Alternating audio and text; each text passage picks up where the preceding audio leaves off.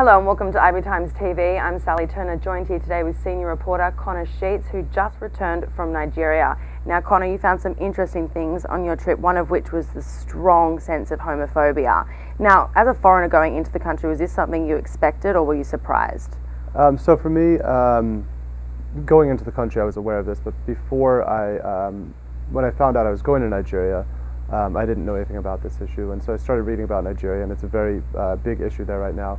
There's a law currently passed by the House and Senate there, but not yet signed or vetoed by the president, that would make it punishable by 14 years in prison to even be gay.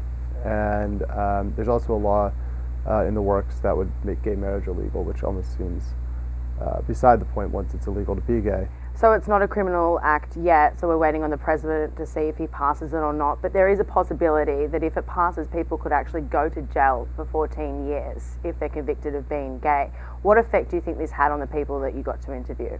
So I think for me, I interviewed about 10 to 12 gay people in Nigeria, male and female, and I think that the impact is pretty heavy. I think that they were already, particularly in the less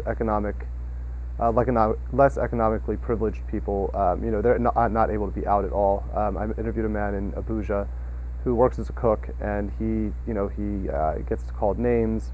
People refuse to associate with him. Even friends of his don't want to have their names used and that type of thing because of the fear of being associated with someone who's gay. But then at the upper strata of society, it seems like being gay is more acceptable, and people can be kind of out, and that works for them a little bit better, where it's kind of like a don't ask, don't tell type of thing, but they can have a group of gay friends go out together and not be afraid of really overt discrimination only in the richest areas of Lagos. Did you get a sense of where this intolerance kind of stemmed from?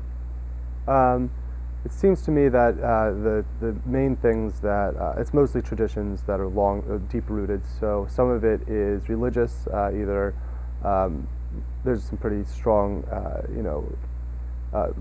Muslim religion to the point of Sharia law in the north. It's actually the states that are under Sharia law, it's punishable by being stoned to death. That hasn't happened that much recently, actually being stoned to death, but it's probably a function of the fact that you can be that. No one will be out enough to get to that point. Then in the rest of the country, I think just some also Muslim or Christian religion, the traditional Muslim or Christian viewpoint that homosexual is wrong or sin or against nature, also combined with some of the tribal customs that have been there for thousands of years. So those three reasons are quite large, and they obviously affect the society as a whole. So do you think they're going to stop Nigeria from moving forward and perhaps becoming less homophobic? Do you think it'll end, or this is something that's going to just continue? I mean, if you look at polls, it doesn't seem like it's getting any better. It's 98% of Nigerians say that homosexuality should not be accepted in society, according to a Pew poll that came out in June. It's the worst out of 39 countries that were interviewed. Jordan, which is an extremely conservative Muslim country, was 97% said no on that. So it's extremely ingrained in their society, but it seems that there are these pockets where it's becoming easier to be gay. So we'll see. I don't see too much hope on the horizon, especially considering they're trying to pass these two laws currently, which would make it much more difficult legally to even be gay or engage in homosexual acts, which can be as little as kissing a man kissing a man in public, or a woman kissing a woman in public. That would be enough to get you ensnared under some of these laws. So. Okay, great. Thanks, Connor. Look forward to hearing more. Thank you.